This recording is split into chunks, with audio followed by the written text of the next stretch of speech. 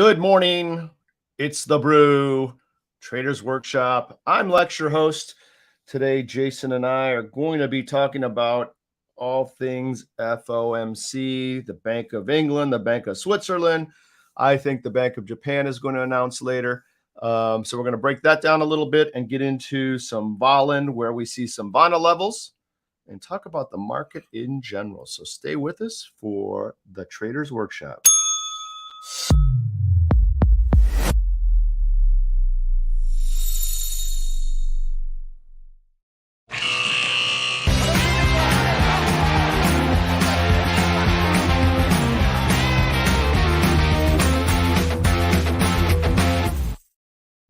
There he is. What's up, Jay? What's going on there, Lex? How you doing? I'm doing well. Good to see you back. It is Hat Thursday, apparently, right? You got yeah. your, I gotta tell you, Lex, you're getting better at those cold openings. Oh yeah, it's coming along, right? That's because hold on, here's a plug. I've got my vol.land little grease card here that I can put little notes on in front of me. That's from yours truly over there. Thank you for that. I love it. Yeah, no worries, Lex. Yeah. So no Mark today. Mark is back in the U.S. and his furniture is arriving today. So apparently he had to take delivery of that. I'm sure it was a lot of wine too. So he couldn't make it. A lot of wine wrap. That's right. How you been, man? Everything good? Yeah, things are good. Markets have been a little volatile. People getting a little on edge. It's kind of a little bit more red than people were expecting.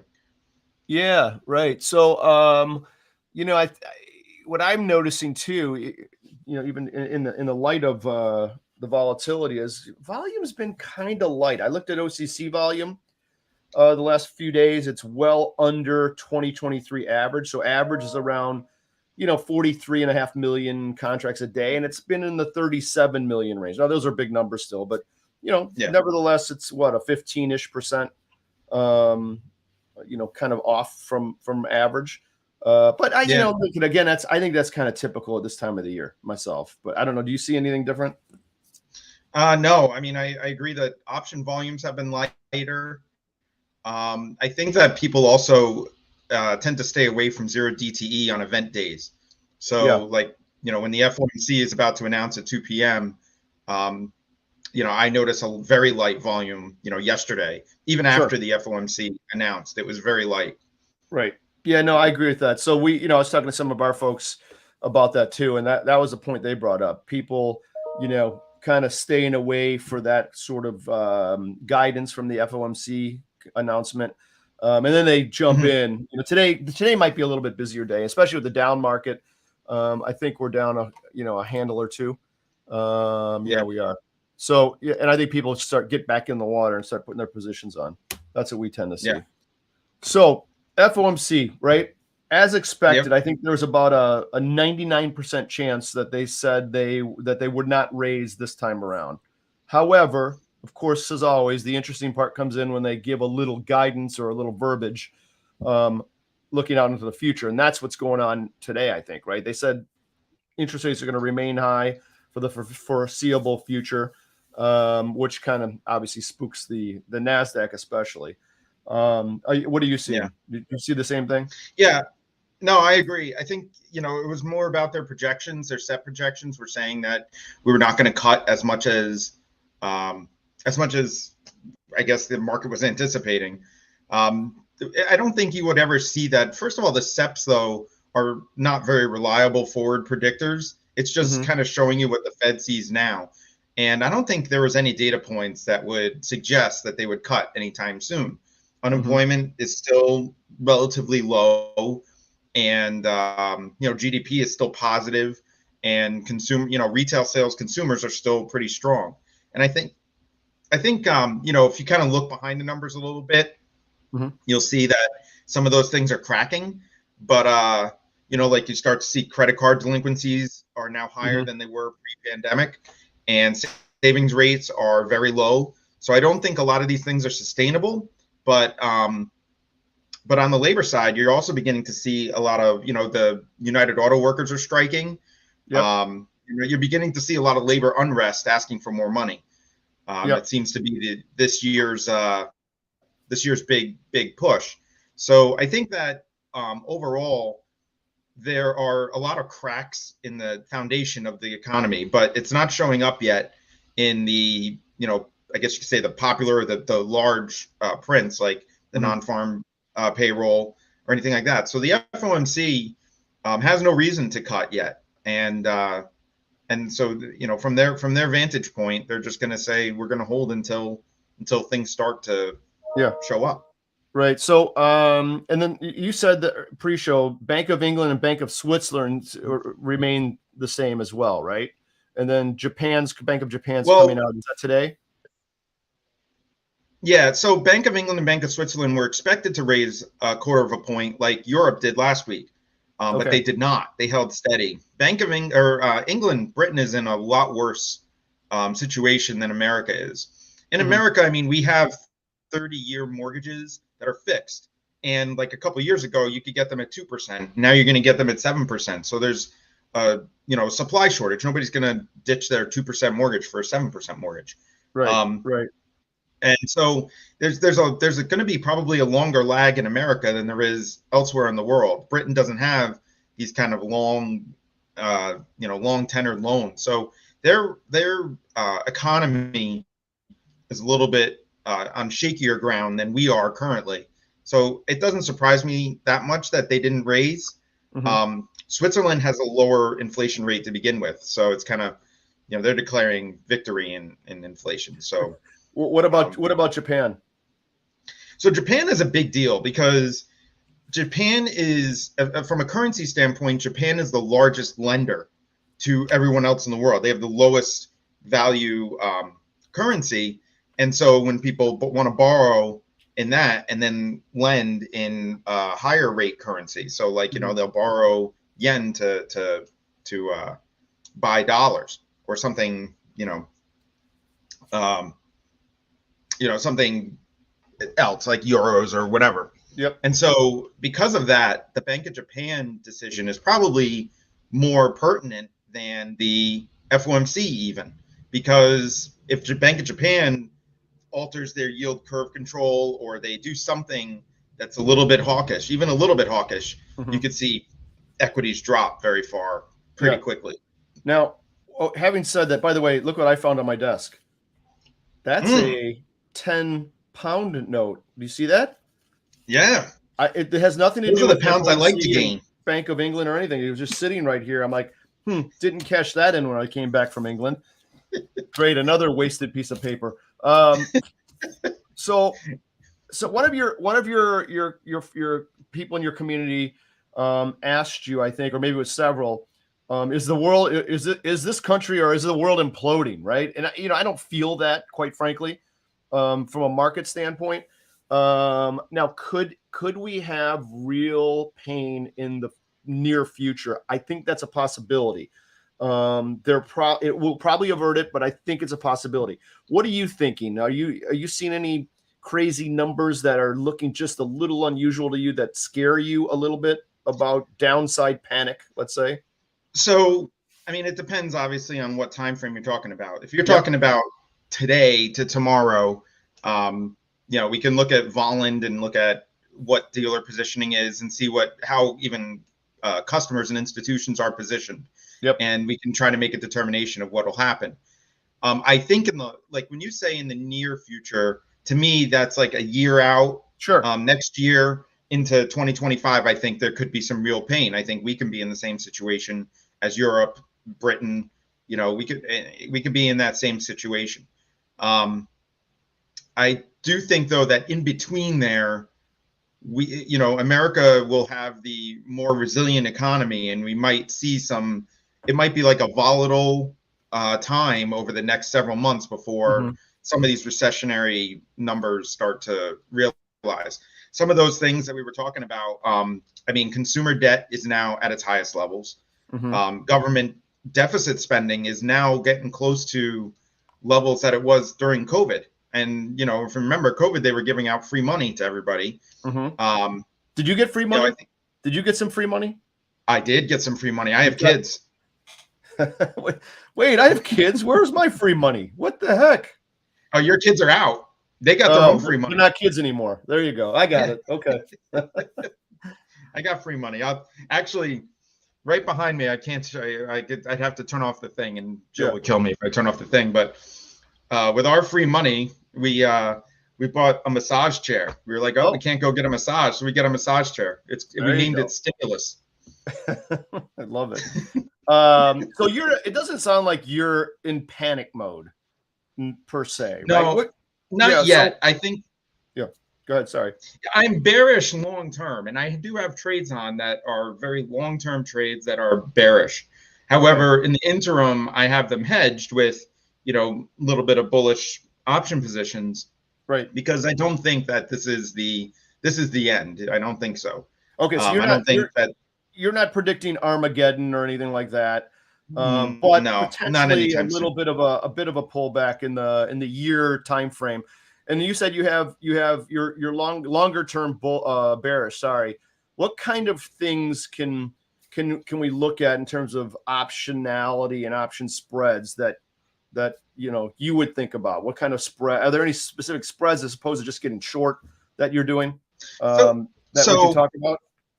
I'll be honest with you. I have been wrong on the timing of when a downturn will happen. Not Armageddon, not SPX 2000, but I've been wrong on like the timing. So in order to take that out, what I did was about year and a half leaps. And then when time, when I think that we may have like a bullish or, something that Volland is showing as like a possible bullish time, I will hedge that with short-term sold puts below the money. Okay. And, so I'll still collect if we drop, maybe not as much, obviously, but I'll also hedge if we rise. The only thing that the weakness in that strategy is, I don't know. I don't have a bird name for that either. It sounds like a gigantic time spread or diagonal of some kind. It is. Right? It's a gigantic diagonal, but if the weakness in it is if we rise really fast, and the advantage is if we kind of mill about, like volatile range bound like we have been. I know it seems like we're dropping a lot today, but I don't think we haven't even reached last month's lows. So it's kind of like volatile range bound, and that's what I'm taking advantage of now. Is just kind of the higher implied volatility. Right. But yeah. So I think from memory, I thought I looked at this the other day. We've from year to date, the S&Ps have done pretty well, right? And the market's done generally pretty year to date. Yeah. So I think we started the year around the S&Ps around, I want to say 3,800 ish, and thereabouts, and we're up at 4,400. That's a nice little move, right? A little comeback. Yeah. So not so bad. It's a bounce. Yep, for sure. What's your feeling on VIX, the VIX level? Now I'm seeing at the moment roughly 16.5 VIX. Is that pretty straight on, spot on with what's going on here? To me, it seems like maybe a little low. I could be wrong about that, but it seems a little low for what's out there. What do you think?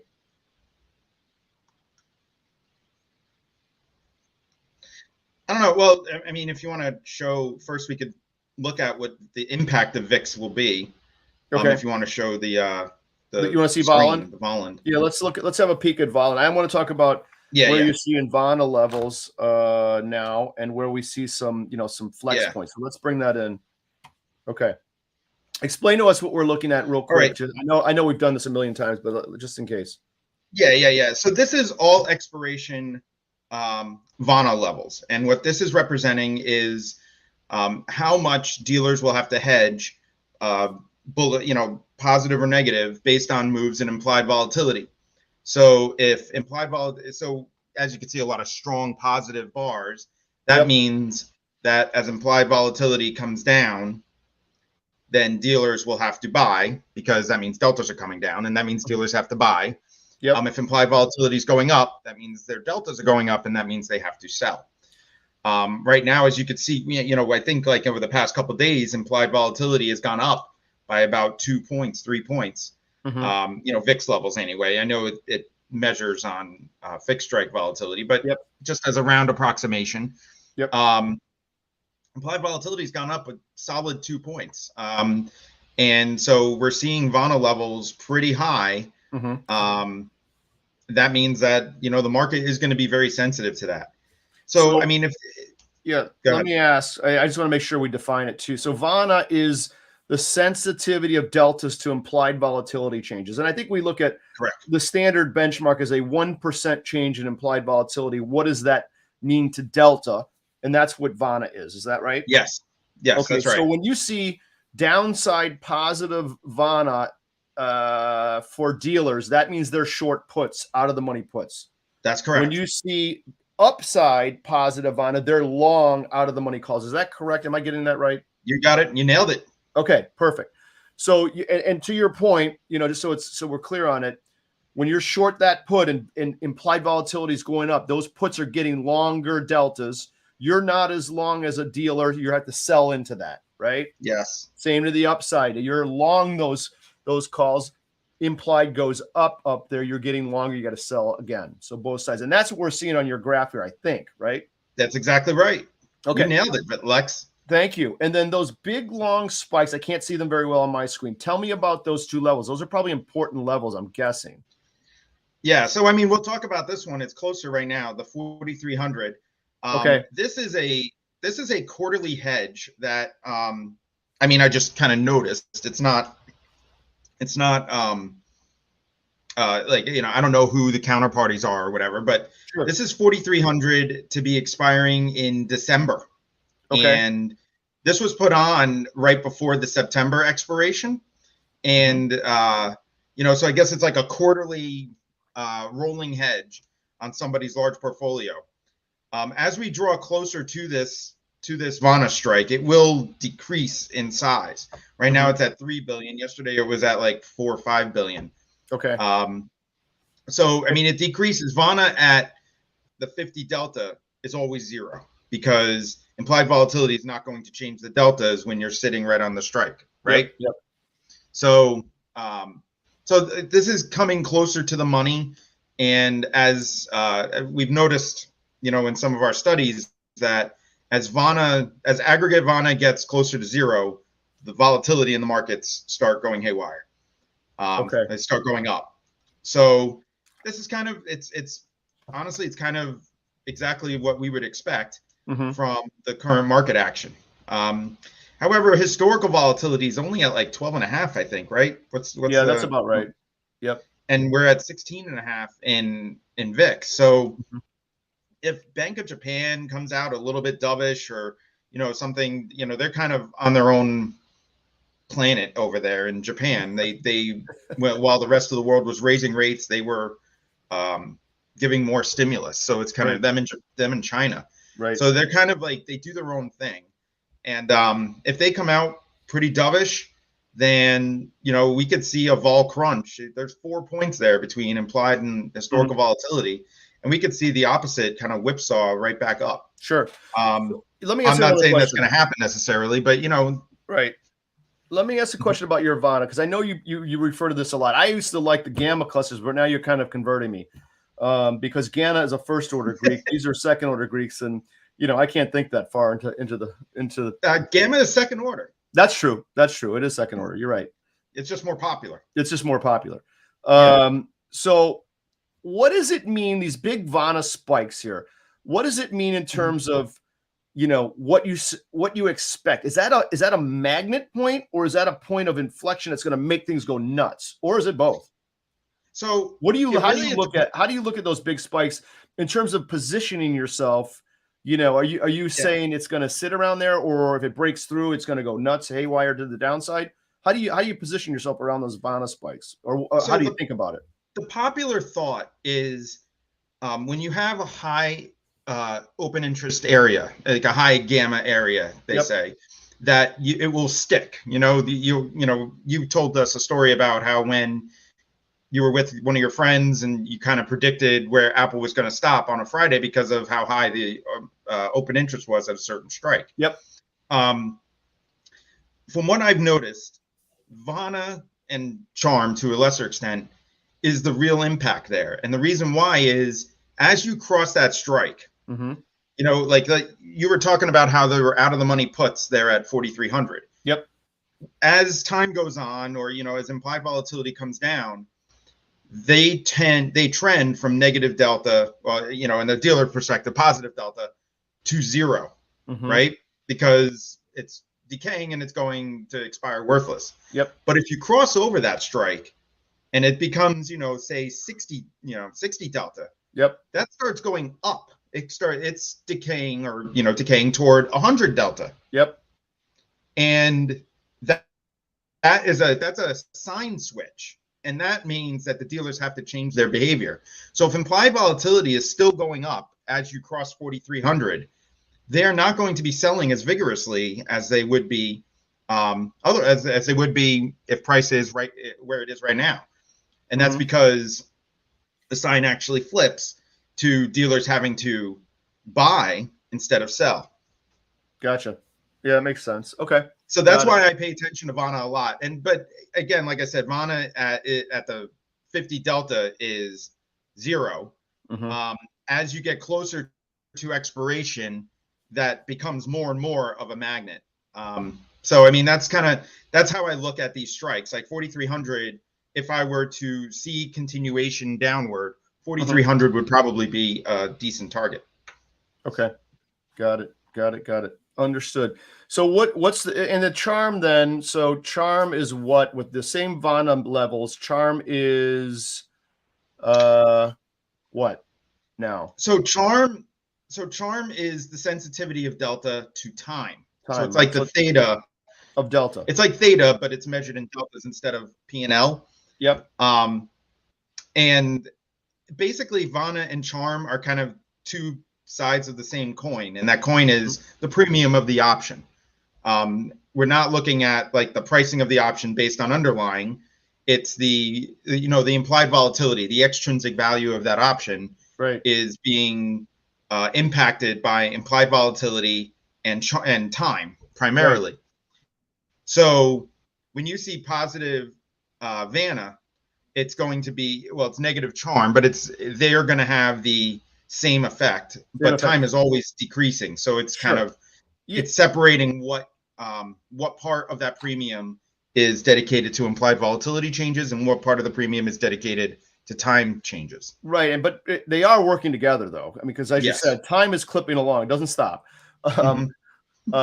So that dealer out of the money put position where you have the positive Vana, as time goes on, those deltas in those short puts are tending towards zero as long as they're out of the money.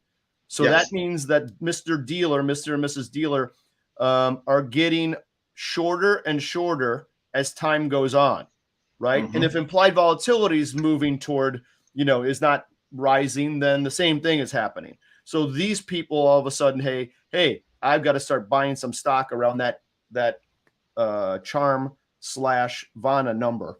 And it could be, as you said, it could be kind of a wall that it hits until it goes the other way, significantly, I guess. And then all of a sudden they have an opposite effect. That's right. Exactly right. Interesting. So it's a teeter-totter. I feel like I'm on a teeter-totter at that number. And how do you know, quite frankly, right? Because if it goes over to the south side of 4,300, you got selling pressure. If it stays above it a little bit, you got buying pressure, right? If charm is, well, I mean, charm definitely, but from Vana, it's whichever direction implied volatility is going. But we're going to lose a lot of implied volatility, as expiration approaches. The effects of implied volatility start to diminish, right? We start really playing the charm game. That starts taking over. That's exactly right. Yeah. So we, all of a sudden the metric changes a little bit. Now it doesn't mean that implied volatility can't jump or crater, with a day or so to go, but the charm's going to have a very profound effect. Exactly right. Okay. Yes. Now you scared me. Now I'm all scared. Oh, don't be scared. 4,300 is not that far away. I know, right? That's why I'm scared. So what is what notional value is the charm in Vana number right now? Do you have that? Yep. So I mean, you said 3 billion or something like that. I forget. Yeah, it's about 10.5 billion. You know, Okay. with the sold calls, we're looking at 5.6, so about 16 billion. Okay, so now give me some perspective. Give the audience some perspective. Is that a big Okay, number? Is that so an average number? Is that a small number? I have no idea. it was larger yesterday. I think it is a above average number. Average would probably be around the 10 to 12 billion dollar range. Okay. So I think it's above average, but not by much. You know, just to give you kind of a perspective of what those dollar values mean, it's basically converting the deltas into how much, you know, dollars of ES that the dealers have to buy or sell. So right now we're looking at, so right now, if you like, for every 1 point in implied volatility, dealers have to, or you know, if implied volatility goes up 1%, then dealers have to sell 16 billion in deltas. in notional. Yes. Yeah. Okay. It seems like a lot, but I don't have a perspective yet. I maybe it's not a lot because there's, I mean, my God, there's so many options out there. Yeah. Well, like on a day like today, I mean, I guess like VIX has gone up 1 point. So dealers would have to sell what, 16 billion. That's what, you know, they also hedge a lot of this, Vanna, in VX futures. So, I mean, it's probably worth, you know, good like 40, 50 points. I don't know what we're looking at now as far as that's interesting, going up or down, but you should do, here's what you should do in Volin as a study or as a metric. Give the folks some metrics of what this all means. Meaning, you might already do this, I don't know. What does 16 billion mean? But I mean, right now we're reconstructing this. Okay. Go ahead. Sorry. Yeah, you're reconstructing it to show that? To do better math. Yeah, we do. Okay. In the summary page, we show how much underlying equity notional volume there is on the average day in these tickers. I mean, obviously SPX you can't really measure because it has no volume. It's an index. Right. But yeah, I mean, this is yeah, you know, what would be great for me is, or just for anyone, is, you know, like I would love to know what it means. Like if I see these big spikes, I know what can happen, but to what does that mean in terms of an S&P move at 16 billion? What's the potential move? Yeah, right now, I think right now that these calculations are a little off, but I mean, we have this is exactly how much the dealer would have to hedge based on the moves in the vol and the price. So it's just dealers have to sell 171 million. In SPY. I think right now, I think like I said, I think some of these are a little bit off, but we have, you know, Apple. Yep. Apple's probably more accurate. Okay. Yeah. I see it. Cool. So it does do that. All right. Yeah. Cool. So we're revamping this to make it more accurate. We realized when we updated Volin to be able to update intraday, we were doing calculations as if it was updating once a day. So we kind of had to that technically what that 171 million was 171 million since a half hour ago. I got it. Okay. So we have to revamp all the calculations, but you do get an idea of whether it's going to be bullish or bearish right now. Gotcha. Okay. Well, we had a little bit of a rebound in the market. Now that's turning the other way. You know, the Dow was, has it? Yeah, the Dow was only down 50-ish points for a second there, and now it's down 110. The Nasdaq. That's not so bad. Yeah, the Nasdaq's down up, you know, 1.16%. S&Ps are down 0.88%, 38-ish. So they popped a little bit. What is VIX doing? VIX is up $1.27. No, up $1.27. Yeah, you see, so 1.125, you could expect then, you know, dealers are going to be pushing down quite a bit. That's a significant move. Yep. Okay. But when that vol starts compressing, I mean, for only 38 points for 1.27, probably means there's somebody buying out there, like you know, like a customer buying. Gotcha. Okay. Interesting. All right. Good. Always good stuff. We got to run. Great to see you as always. Next week, I think we'll have Mark back. He'll have his wine and his his furniture back in his new home back here in the States. So That's we'll good. He won't tag be in the him. closet anymore. That's right. No longer in the closet, the wine closet. All right, brother. You have a good weekend. Great to see you as always. And we'll talk next week on the Traders Workshop. Thursday, new time. Don't tell everyone 9 o'clock now. 9 o'clock Central is our new time. It's much better at 9 o'clock. You get a little more sleep and the market's open. Right? That's true. I know you like it better. Okay. We'll talk to you later. See you, bud. See you.